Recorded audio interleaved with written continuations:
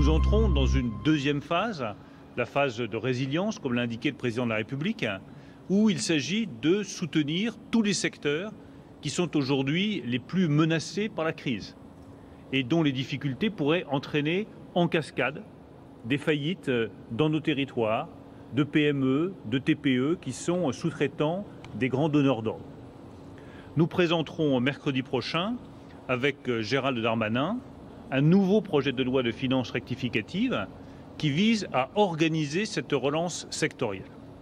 Ce plan de relance sectoriel, présenté mercredi prochain, comprendra 3 volets. Un premier volet qui a été mentionné par la ministre du Travail sur le soutien à l'apprentissage de nos apprentis. Parce que notre première préoccupation, c'est de trouver un emploi pour tous ces jeunes, ces centaines de milliers de jeunes qui vont arriver sur le marché du travail en septembre et qui risquent de trouver porte close si nous ne nous mobilisons pas massivement pour leur apporter des réponses et faire en sorte que l'apprentissage, qui était un des fils rouges de ce quinquennat, puisse continuer à se développer. Ce sera le premier volet de ce plan de relance sectoriel annoncé mercredi prochain.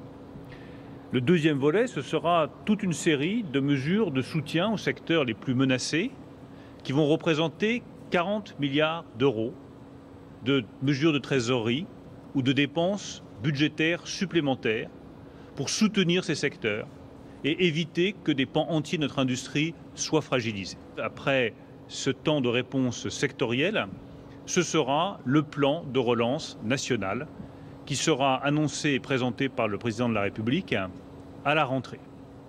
Nous allons y travailler, nous y avons déjà commencé à y réfléchir.